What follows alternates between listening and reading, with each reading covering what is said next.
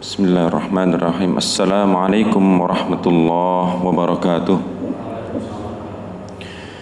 Alhamdulillah nahmaduhu wa nasta'inuhu wa nastaghfiruh wa na'udzu billahi min shururi anfusina wa min sayyiati a'malina. Faman yahdihillahu fala mudilla lahu wa may yudlil fala hadiya lahu. Asyhadu an la ilaha illallah wa asyhadu anna Muhammadan 'abduhu wa rasuluh. Allahumma salli ala Muhammad wa ala ali Muhammad. Amma ba'du, fa ya ibadallah, usikum wa nafsi bitaqwallah wasma'u wa ati'u la'allakum turhamun. Ya ayyuhalladzina amanu taqullaha haqqa tuqatih wa la tamutunna illa wa antum muslimun. Qala Rasulullah sallallahu alaihi wasallam, inna astahal hadis kitabullah wa khaira hadi Muhammad sallallahu alaihi wasallam wa syarrul umuri muhdatsatuha wa kullu muhdatsatin bid'ah wa kullu bid'atin dalalah wa kullu dalalatin finnar. Wa qala aidan alaikum bi tilawatil Qur'an fa innahu ya'ti yaumal qiyamah syafi'an li ashabi. Bapak Ibu yang dirahmati Allah Subhanahu wa taala, di pagi yang alhamdulillah segar niki, Allah Ta'ala masih memberikan kita kesempatan, memberikan karunia yang sangat luar biasa, berupa kesehatan, berupa kesempatan, terlebih berupa keimanan yang masih ada dalam hati kita. Ada banyak orang yang dia itu sehat dan juga berpeluang, mempunyai waktu yang sangat banyak, akan tapi ketika Allah Ta'ala tidak memberikan keimanan dalam hatinya, maka niscaya tidak akan terbesit dalam hatinya untuk ingin untuk mendatangi seruan Allah Ta'ala yang berupa sholat berjamaah. Azan berkumandang sangat keras dan banyak masjid-masjid itu mengumandangkan azan, akan tapi yang datang berapa banyak kita bisa mengetahui, terutama di sholat subuh. Masya Allah, yang Allah Ta'ala menjanjikan karunia-Nya luar biasa, memberikan fadilah yang luar biasa. Sholat sunnah sebelum fajar mawon, sebelum subuh yang kita lakukan, khairu minat dunya wa ma fiha, lebih baik dari dunia seisinya, gitu. Apalagi sholat subuhnya, apalagi dilakukan secara berjamaah. Masya Allah, nanti akan luar biasa. Dibangunkan di jannahnya Allah Ta'ala rumah yang sangat megah, berlapiskan emas. Bukan hanya kendaraan-kendaraan yang mewah yang kita inginkan ketika kita di dunia, dan lebih dari itu yang dijanjikan oleh Allah Subhanahu wa Ta'ala.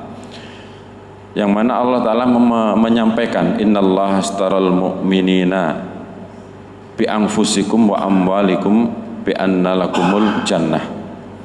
Allah Ta'ala sudah membeli semua aktivitas kita yang dinilai ibadah maupun amalah, yang ketika kita meniatkan dengan ibadah, niatnya karena Allah Ta'ala, maka Allah Ta'ala membeli, menukar dengan apa? Dengan jannah. Mboten kok berapa kali lipat, ndak, dengan jannah. Jadi ndak tanggung-tanggung. Allah menjanjikan itu dengan jannah. Wah, jannah itu kan nanti di akhirat. Enggak. Orang yang beriman cita-citanya yang lebih besar, cita-citanya yang tinggi ini napa nggih? Jannah. Tidak ada cita-cita yang lebih mulia kecuali jannahnya Allah Subhanahu wa taala. Kemudian kita akan mengkaji bersama-sama satu ayat dalam Al-Qur'an. Surat Ali Imran 103, ya. Allah Ta'ala menyampaikan bahwasanya wa'tasimu bihablillahi jami'an wa la tafarraqu wadhkuri ni'matallahi 'alaikum id kuntum a'da'an fa'alafa baina qulubikum فأصبحتم بنعمته إخوانا وكنتم على شفا حفرة من النار فأنقذكم منها kadzalika yubayyinullahu lakum ayatihi la'allakum tahtadun. Wa'tasimu bihablillahi jami'an wa la tafarraqu. Dan berpeganglah kalian, berpegang teguhlah kalian bihablillahi, dengan talinya Allah. Apa yang dimaksud dengan talinya Allah niku? Ibnu Katsir menyatakan bahwasanya bihablillah, berpegang teguhlah dengan tali Allah niku bimakna Al-Qur'an dan Sunnah. Kita mengetahui Al-Qur'an dan Sunnah niku kaya-kaya sudah biasa. Cuman yang menjadi pertanyaan, apa yang terkandung dalam Al-Qur'an niku yang diinginkan oleh Allah Subhanahu wa taala? Kita berpegang dengan tali Allah itu tujuannya untuk apa? Jadi menjadikan Al-Qur'an dan Sunnah itu pedoman hidup kita. Pedoman hidup kita nggak Al-Qur'an dan Sunnah niku. Dari tata cara sholat, tata cara puasa, perintah puasa, perintah sholat, perintah sedekah, kemudian menjadikan muslimin itu sebagai saudara, hormat kepada orang tua, cara bermasyarakat seperti apa, ada dalam Al-Qur'an, katanya. Dan kita akan menjumpai dalil-dalilnya di dalam Al-Qur'an itu satu persatu ketika kita mengkaji Al-Qur'an, katanya. Salat, dalil salat banyak sekali dalam Al-Qur'an. Salah satunya dalam surat An-Nisa 103 menjelaskan bahwa salat adalah kewajiban yang mempunyai waktu-waktu tertentu. Jadi waktunya tertentu, mboten kok kita sakarepe dhewe ndak. Ada waktu-waktu yang sudah ditetapkan oleh Allah Subhanahu wa taala. Inna sholata kana 'alal mu'minina kitaban mauquta. Allah Ta'ala sudah menetapkan bahwa sholat adalah, sholat terhadap orang-orang yang beriman sudah ditetapkan waktu-waktunya. Yang kemudian sholat merupakan salah satu perintah yang langsung diturunkan oleh Allah Ta'ala kepada Rasulullah SAW. Yang kemudian fungsi sholat seperti apa? Ada dalam Al-Quran dijelaskan, yang mana ada surat Al-Ankabut, surat Al-Ankabut ayat yang ke-45 menjelaskan bahwa fungsi sholat adalah mencegah perbuatan keji dan perbuatan mungkar. Inna sholata tanha anil fahsya wal mungkar. Jadi kita akan tahu yang diinginkan Allah, sholat itu seperti apa sih. Yang kemudian tata cara sholat kita akan mempelajari dalam sunnah-sunnahnya Rasulullah dalam kitab-kitab hadis niku. Cara takbiratul ihram seperti apa, cara rukuknya seperti bagaimana, kemudian sujudnya seperti apa, ada tumuknina kan katanya. Jadi mboten hanya sekedar rukuk, sujud itu seperti apa. Jadi ketika sujud sempurna ada 7 titik kan nggih, 7 titik yang harus menempel pada tempat sujud. Ada napa niku kening dan hidung, ada 2 telapak tangan, ada napa niki lutut, kemudian ada 2 lagi ujung jari kaki kan. Jadi semua harus nempel. Mboten kok irunge tok sakit ta. Mboten sakit. Sama, adin 2 sisi ini jadi satu. Jadi itu sujud yang sempurna. Kita akan mempelajari mengetahui ketika kita mempelajari kitab-kitab hadis. Kemudian begitu juga berpuasa. Berpuasa ada di mana dalam Al-Qur'an? Ada di surat Al-Baqarah ayat yang 183 kalau enggak salah insyaallah. Kutiba alaikumusiyam kama kutiba alal ladzina min qablikum la'allakum tattaqun. Jadi fungsinya Al-Qur'an seperti itu. Kita akan mengetahui perintah-perintahnya Allah Ta'ala ketika kita mempelajari Al-Quran. Jadi tata cara sholat, tata cara berpuasa juga kita akan bisa mengetahui dalam kitab-kitab hadis. Jadi al ilmu qabla al amal. Idealnya seperti itu nggih. Jadi kita mengetahui ilmunya dulu baru kita beramal kan ngoten nggih. Apakah kita berani menjalankan atau buka suatu usaha sebelum kita mempelajari ilmunya? Katakanlah buka servis TV, buka servis kulkas kan katanya. Sementara kita belum mengetahui cara memperbaiki TV atau elektronik yang lainnya. Berani kita mau masang napa niku iklan? Ndak berani kan nggih? Ndak berani. Akan tapi beda dengan ibadah. Kadang-kadang orang itu lebih berani melakukan ibadah tanpa mengetahui ilmunya terlebih dahulu. Jadi idealnya menurut Rasulullah al ilmu qabla al amal. Jadi mungkin kita bisa mengetahui atau mempelajari dari orang-orang yang lebih paham, alim ulama lah ngoten niku. Mencontoh beliau-beliaunya. Jadi dua kitab itu yang kita bisa berpegang teguh dengan talinya Allah niku wau, yakni Al-Qur'an dan Sunnah. Dengan bagaimana wa'tasimu bihablillahi jami'an, berjamaah. Jadi berjamaah itu sebagaimana sholat ada yang memimpin kan, ya. Ada imamnya juga ada makmumnya. Nah, begitu juga dalam suatu organisasi pasti ada pemimpinnya juga ada anggotanya.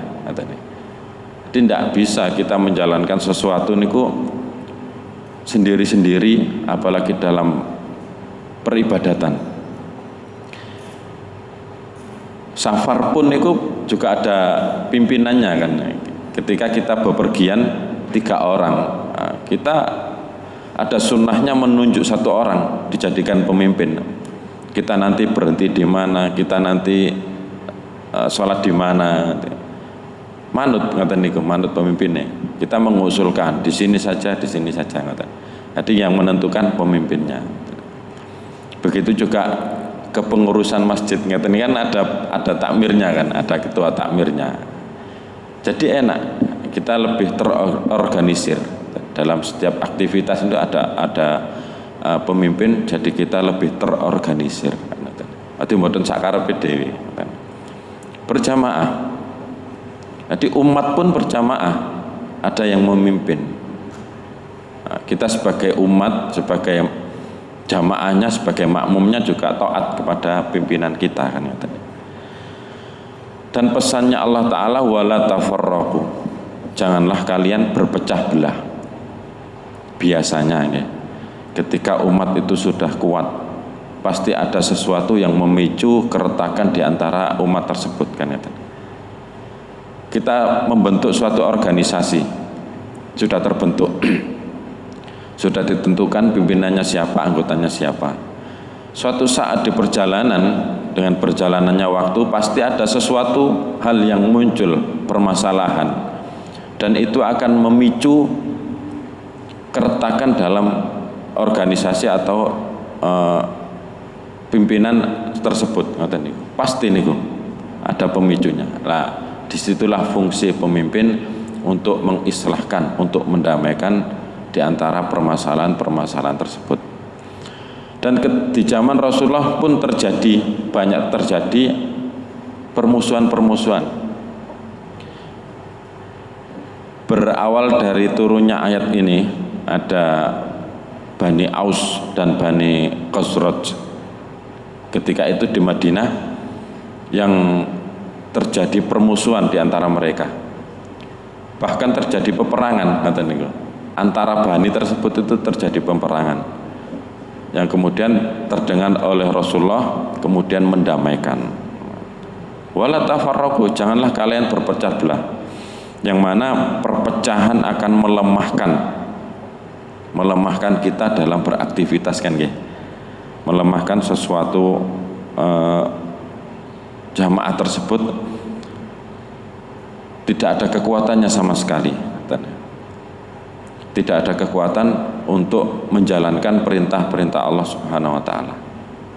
Jadi dengan hati yang pecah niku wau, tidak ada kerukunan antara umat niku wau, maka melakukan syariatnya Allah taala niku menjadikan beban kan ngaten ya. Jangan nang masjid ono si fulan gak enak. jangan ke majelis taklim ada si fulan akhirnya nggak datang kan, timbul perasaan-perasaan seperti itu akhirnya kan ya, dengan adanya permusuhan. Maka perlunya terutama dari orang-orang yang mempunyai ilmu, dipandang mempunyai pengaruh di lingkungan tersebut untuk mendamaikan ketika terjadi perselisihan ataupun permusuhan. Nek wong biasa kadang-kadang dianggap remeh kan nggih.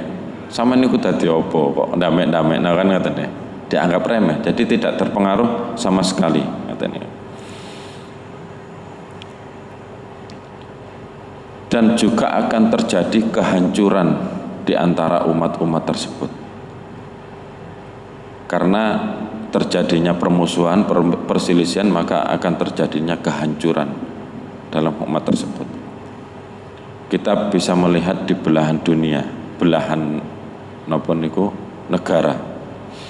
Ketika katakanlah daerah Timur Tengah niku kan kebanyakan muslimin ya, orang-orang Islam di sana.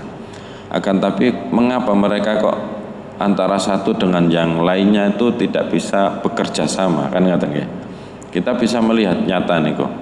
Ketika saudaranya dibantai, dihancurkan, nggih, dibunuh.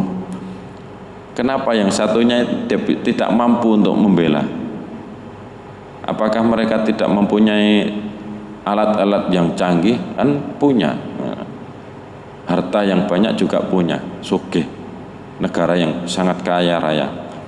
Akan tapi dengan kecondongan terhadap orang-orang kafir, mereka sudah terlanjur bekerja sama dengan orang-orang kafir, nggih.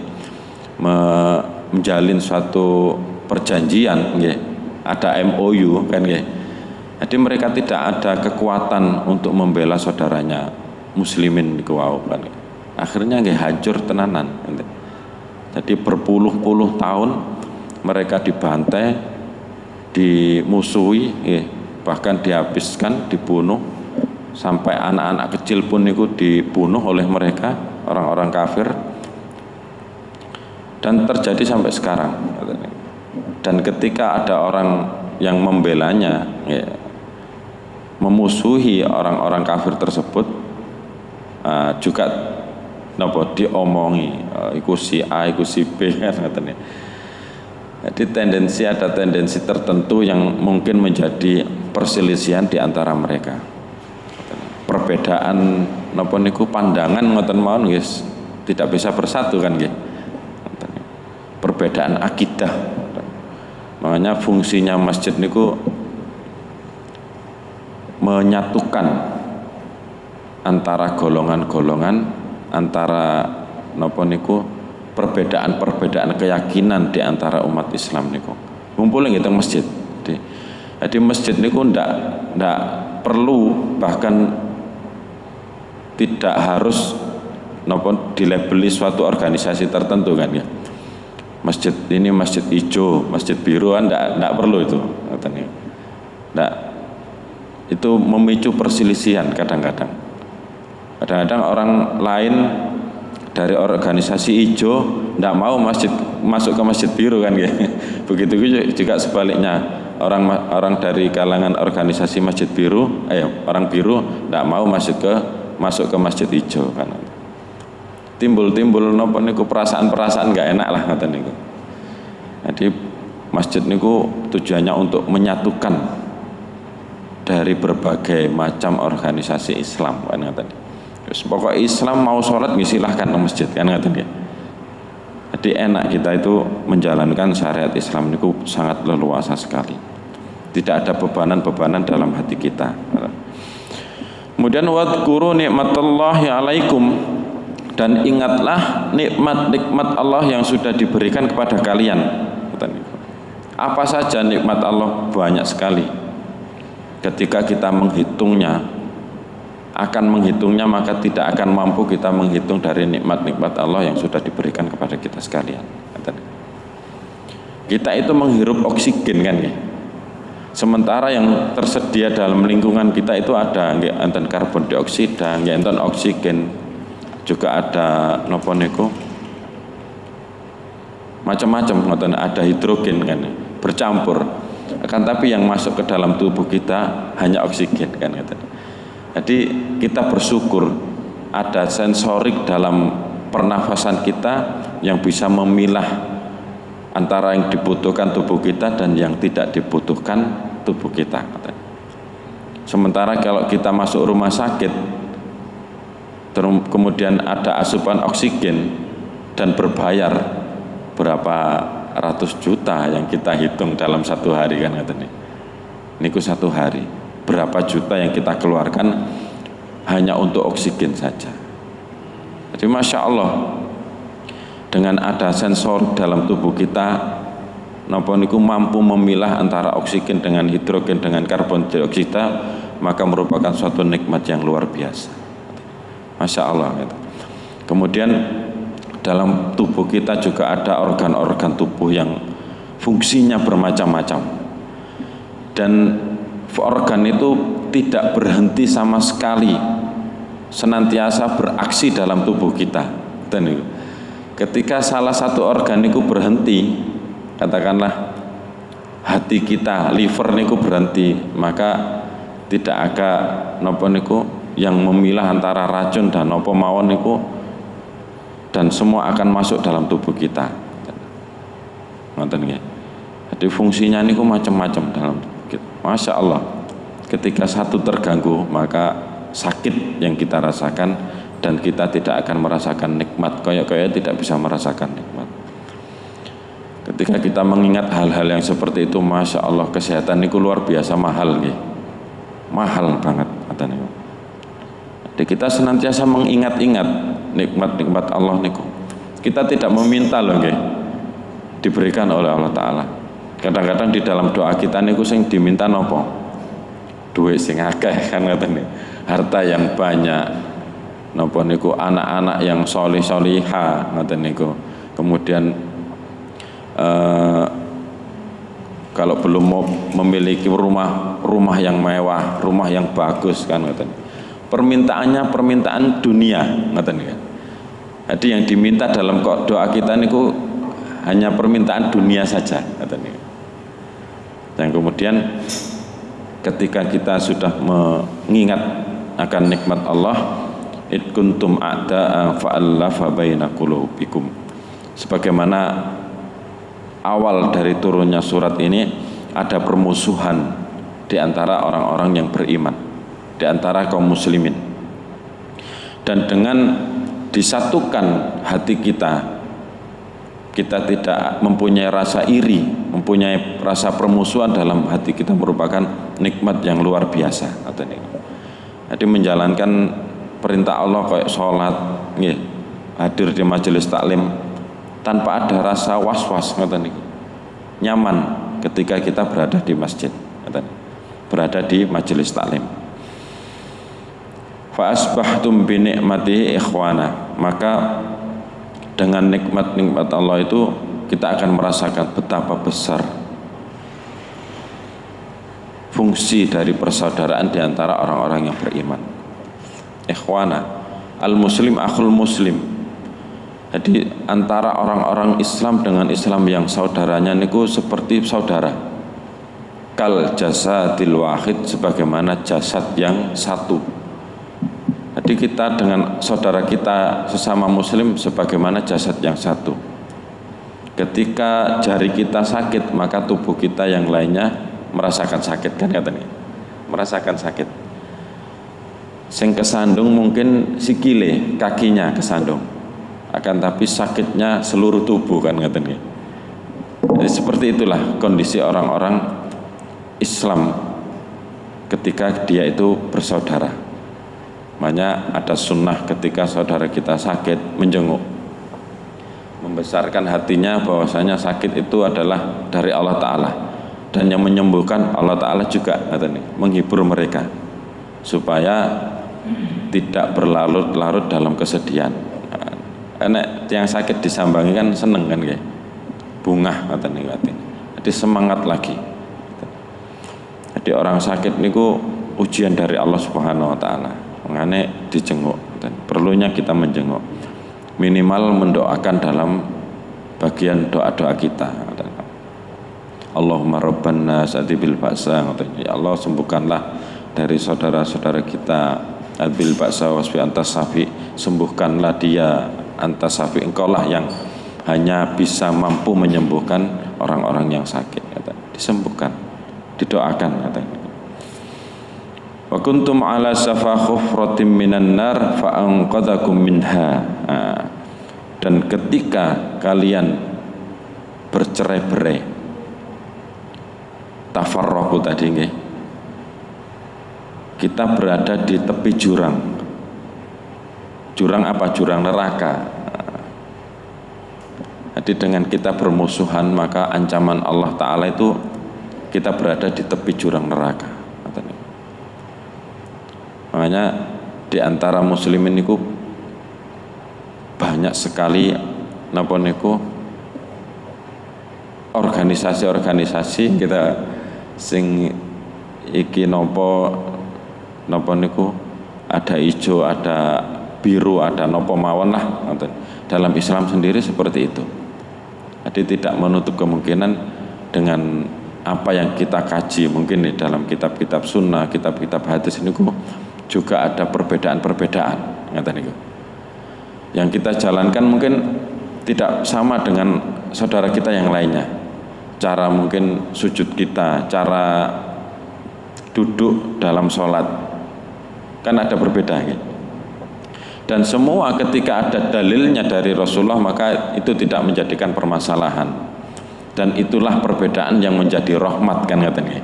Ketika semua itu ada contoh dari Rasulullah sallallahu alaihi wasallam. Katakanlah takbiratul ihram mawon nggih. Kan ada bermacam-macam, ada berapa pilihan.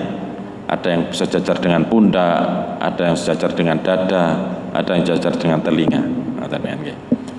Dan itu ada dari hadis Rasulullah. Dan itu tidaklah menjadi perselisihan dan tidak menjadi napa niku ciri dari organisasi tertentu, kan. Kadang-kadang orang menilai niku seperti itu.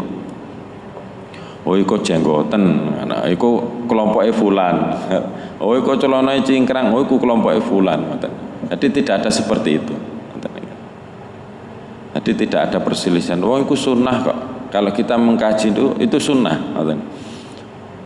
Kalau kita mungkin belum mampu atau belum bisa menjalankan, kita diam saja. Kita tidak perlu mengejek saudara-saudara kita yang lainnya. Oh itu kelompok isi fulan, tidak perlu itu. Selama mereka itu menjalankan ketaatan kepada Allah Ta'ala, menjalankan syariat Islam yang ada contohnya dari Rasulullah, maka itulah saudara kita. Kalau ada perbedaan, itulah perselisihan atau perbedaan yang ada rahmat dari Allah Subhanahu wa Ta'ala. Perbedaan yang ada contohnya adalah perbedaan yang rahmat, ada rahmatnya dari Allah Subhanahu wa Ta'ala. Jadi tidak masalah kalau kita mengkaji, mau mengkaji dari hadis-hadis Rasulullah, kita akan tahu, oh si fulan itu menjalankan hadis ini, si fulan itu menjalankan hadis ini. Kan enak ngoten niku kalau kita tahu dalilnya. Kalau itu menjadikan permusuhan, kita akan berada di tepi jurang neraka. Ancamannya dari Allah seperti itu. Apakah kita merasa nyaman ketika berada di tepi jurang? Tentunya tidak. Hati kita akan senantiasa dipenuhi dengan kebencian-kebencian, kan nggih, dengan orang yang tidak sama dengan kita, kan katanya. Menganggap perbedaan itu suatu permusuhan, padahal perbedaan itu ada contoh dari Rasulullah sallallahu alaihi wasallam, katanya. Jadi enak ketika kita mengetahui dalilnya, mengetahui dasar hukumnya, apa yang dilakukan oleh saudara-saudara kita, apa yang diamalkan oleh orang-orang di antara kita, orang-orang yang muslimin, ngaten niku. Kadzalika yubayyinullahu lakum ayatihi la'allakum tahtadun. Demikianlah Allah Ta'ala itu menjelaskan kepada kita sekalian dengan tujuan apa? La'allakum tahtadun, agar kamu sekalian mendapatkan petunjuk dari Allah Subhanahu wa Ta'ala. Jadi petunjuk Allah itu dari Al-Quran dan Sunnah, tidak ada yang lainnya.